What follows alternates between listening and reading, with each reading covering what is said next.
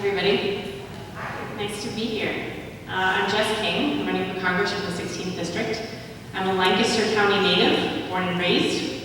I am actually a lifelong Mennonite from that community, and I moved back 10 years ago after living in Pittsburgh for a decade because my husband came back to take a job as a Mennonite pastor. So I fully intend to run as a progressive Democrat, which is who I am, but embrace that community that I come from and win as many people over to this as possible, because I actually think there's a lot of people with deep shared values and actually a lot of progressive Mennonites in Lancaster County too. I want to tell you a little bit about my background. I'm currently the executive director of an organization called Assets. We do economic development work supporting small businesses, especially with a focus on building equity and ethical businesses. So we work a lot with women-owned businesses. We have an SBA-supported Women's Business Center.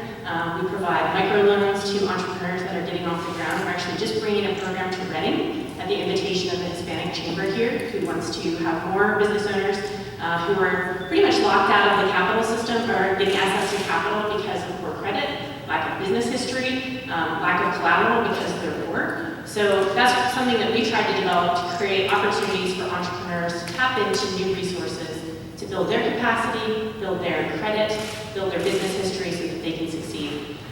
So we do all that work in Lancaster, and we're spreading that to Reading as well.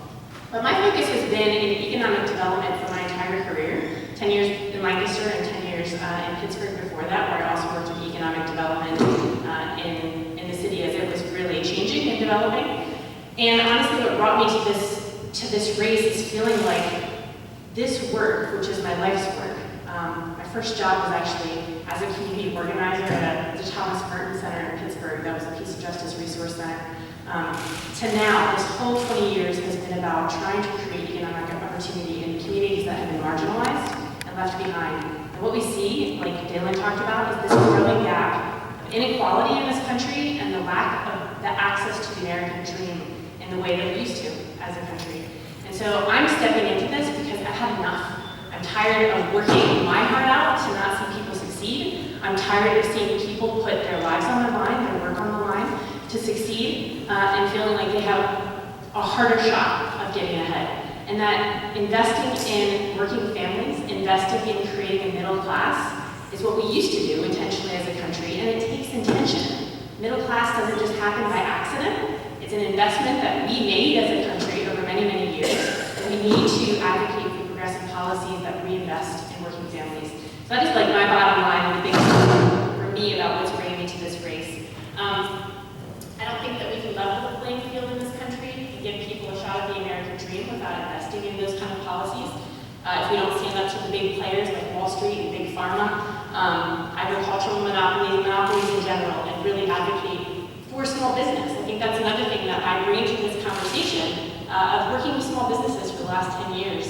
This isn't something that Democrats do so well sometimes, of bringing the business conversation in and saying our progressive policies and platforms are actually good for business. Investing in workers and investing in things that create good opportunities for employment creates strong business as well. So it's a big part of what I want to advocate for, to support the little business, the small businesses against monopolies and the big guys. So I think America should be all for all of us. That's kind of part of our campaign slogan.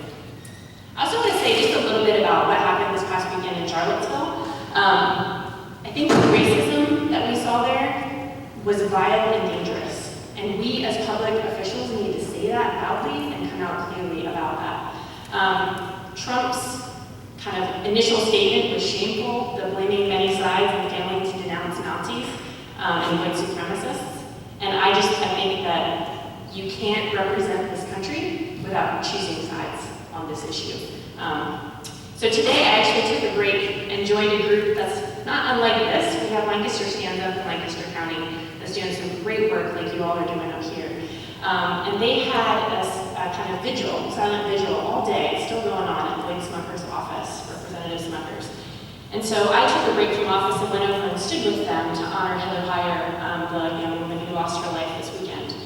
And I was also there to call on Smucker to unendorse Trump and stand away from him and call out that he's wrong. Like I said, I don't think that you can represent this district or this country without taking sides on this issue. for people who have deep history in working in diverse communities of color.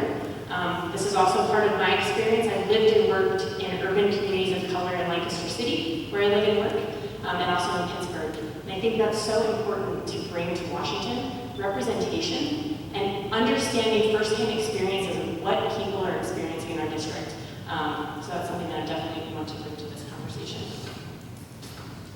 So the other thing that really hits me with Lloyd Smucker is that it took him 3 days to respond to the events in Charlottesville this weekend. But it did take him a minute to stand up for healthcare. And so he voted for this bill when most people didn't actually have a chance to read it, most of his Republican colleagues. 3 weeks after he voted yes on the bill, the CBO came out and released the findings that 23 million people would be losing their insurance over the course of a decade because of this bill.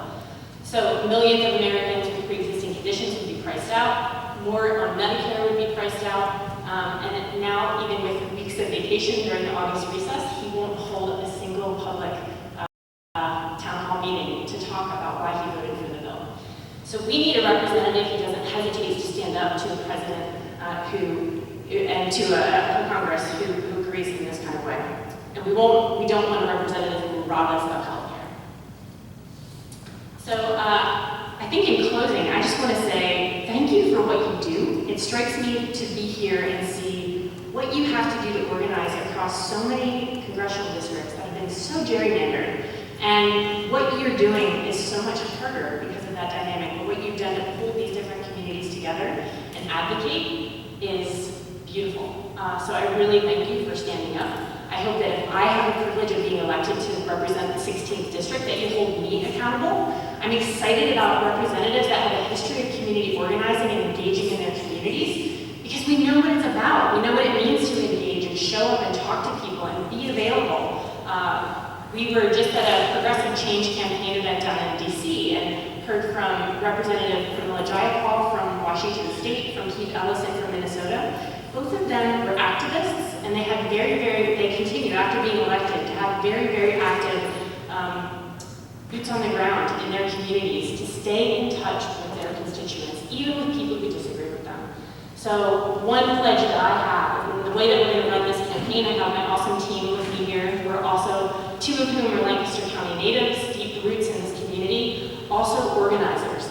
So a big part of what we want to do in this race is build out a base, especially in Lancaster County and up here in Reading and Reading City, to get people out, register to vote, get out the vote efforts, especially in communities that have been marginalized and not heard from in groups in elections for years. We've been talking to Make the Road up here, we know that they work closely with you, and know that in the communities where they organized, they had 20% better turnout for the last election. That is awesome, and that is what we need to do if we want to flip the 16th district to blue for the first time since the 40s.